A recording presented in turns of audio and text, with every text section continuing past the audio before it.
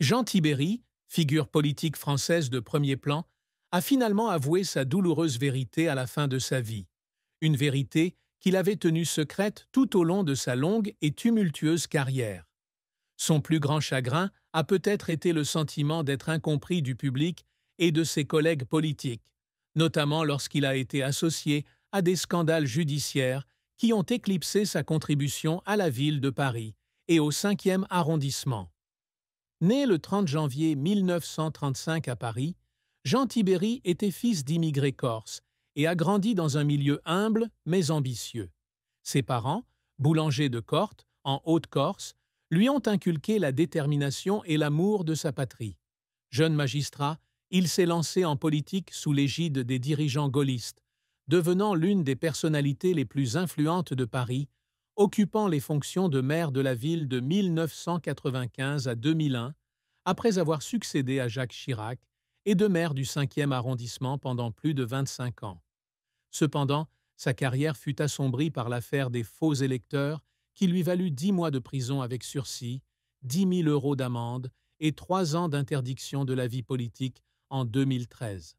Cette affaire porta non seulement atteinte à sa réputation, mais lui laissa également le sentiment d'être trahi par le système politique auquel il avait consacré sa vie. Dans une rare interview accordée à Libération en 2019, il confia que ce qui le blessait le plus était d'être perçu comme un homme politique malhonnête, car il avait toujours cru œuvrer pour le bien de Paris. Cette tristesse fut d'autant plus grande lorsqu'il vit son épouse, Xavière Tibéri, entraînée dans le scandale avec 9 mois de prison avec sursis et 5 000 € d'amende, une injustice qu'il ressentit envers celle qu'il avait toujours accompagnée. La carrière de Jean Tibéri est celle d'une ascension sociale, d'origine modeste à l'une des personnalités les plus influentes de Paris, mais aussi celle d'un parcours semé d'embûches et de revers. Diplômé de l'école Louis-le-Grand, il débute sa carrière de juge, mais sa passion pour la politique le conduit au Rassemblement du peuple français, RPF, du général de Gaulle. En 1962, à 27 ans, il devient l'assistant de René Capitan, dirigeant gaulliste, et 6 ans plus tard, il est élu député de Paris à 33 ans, un moment qu'il décrit un jour comme presque un rêve pour quelqu'un issu d'une famille ouvrière. Lorsque Jacques Chirac fonde le Rassemblement pour la République, RPR, en 1976, Tibéri devient un proche allié et est nommé secrétaire d'État à l'industrie agroalimentaire dans le gouvernement Chirac. En 1977, lorsque Chirac devient maire de Paris, Tibéri est choisi comme adjoint au maire, et en 1983, il devient premier adjoint au maire, assumant simultanément le rôle de maire du 5e arrondissement.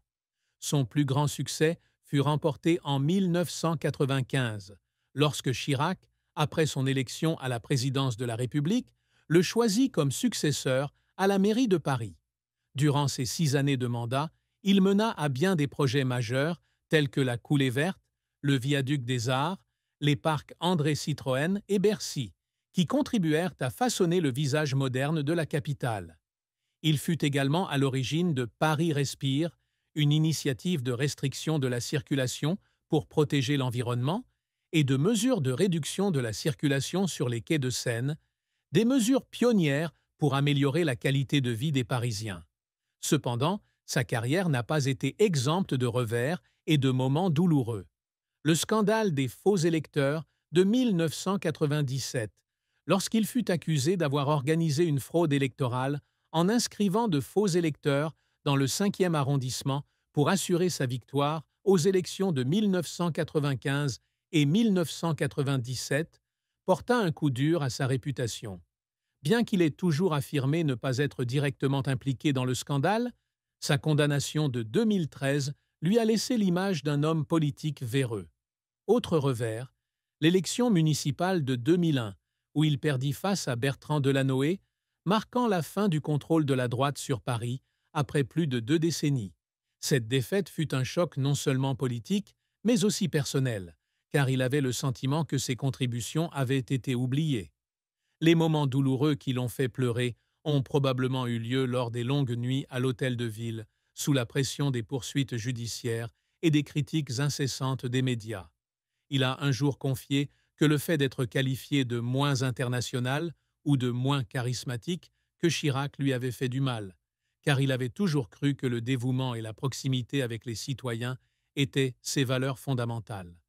De plus, d'autres accusations, comme l'attribution d'un appartement en ville à ses enfants, Dominique et Hélène, ou des problèmes liés à la régie HLM parisienne, ont accentué la pression, le forçant à se battre sans relâche pour défendre son honneur et celui de sa famille. La vie de Jean Tibéri a été jalonnée d'épreuves difficiles, tant personnelles que professionnelles, qui ont fait de lui une personne résiliente, mais non exempte de cicatrices émotionnelles. L'une des plus grandes difficultés a été de surmonter les préjugés liés à son origine. Fils d'immigrés corses, il a souvent été confronté à des doutes quant à ses capacités de leadership dans le contexte politique concurrentiel de Paris, où la plupart des hommes politiques sont issus de familles puissantes ou bénéficient de formations prestigieuses. Son ascension au sommet, jeune juge puis député à 33 ans, témoigne de son infatigable détermination, mais elle s'est accompagnée d'une pression constante pour faire ses preuves. Sa relation compliquée avec Jacques Chirac a également été un défi. Bien qu'il fût un proche allié, Tibéri fut souvent éclipsé par le charisme et l'influence de Chirac, considéré comme un leader international. Succédant à Chirac à la mairie fut un honneur, mais aussi un fardeau, car il dut faire face à des attentes irréalistes et à des comparaisons constantes de la part du public. Les scandales judiciaires, notamment l'affaire des faux électeurs, représentèrent un autre défi majeur, car il passa des années à se battre devant les tribunaux, non seulement pour se défendre, mais aussi pour protéger la réputation de sa femme et de ses enfants. Xavier, que l'on décrivait comme omniprésente à la mairie du 5e, devint la cible des médias et des opposants politiques, ce qu'il considérait comme une attaque injuste contre sa famille. Sa santé, dans ces dernières années, fut également un défi, car il dut faire face à des limitations physiques à 90 ans, ce qui le rendit triste de ne plus pouvoir participer activement à la vie communautaire qu'il aimait. Ce que Jean Tibéri trouve triste, et même très triste, c'est la façon dont son héritage a été éclipsé par les scandales, au lieu d'être reconnu pour sa contribution à Paris.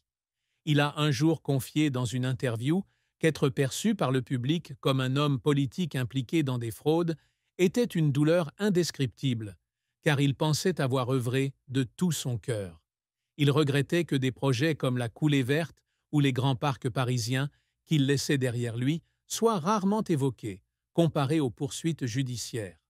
Une autre profonde tristesse résidait dans son incapacité à se réconcilier pleinement avec certains de ses anciens collègues du RPR, qui ont progressivement pris leur distance après les scandales. Bien qu'il ait été salué après sa mort par des personnalités comme Anne Hidalgo et Rachida Dati, il s'est peut-être senti seul dans ces dernières années lorsque ceux qui avaient été ses alliés ne l'ont plus soutenu. Cette tristesse a été amplifiée par la perte de Xavier, décédé avant lui, le laissant seul dans ces dernières années. Xavier était non seulement son épouse, mais aussi sa compagne indispensable, et sa disparition lui a peut-être laissé le sentiment d'avoir perdu une grande partie de lui-même. Il a peut-être aussi été attristé de ne pas voir son fils Dominique, qui lui a succédé à la mairie du 5e arrondissement, complètement libéré de l'ombre du scandale familial. Ses chagrins, dissimulés sous des dehors calmes et polis, témoignent d'un homme loyal, mais aussi profondément blessé.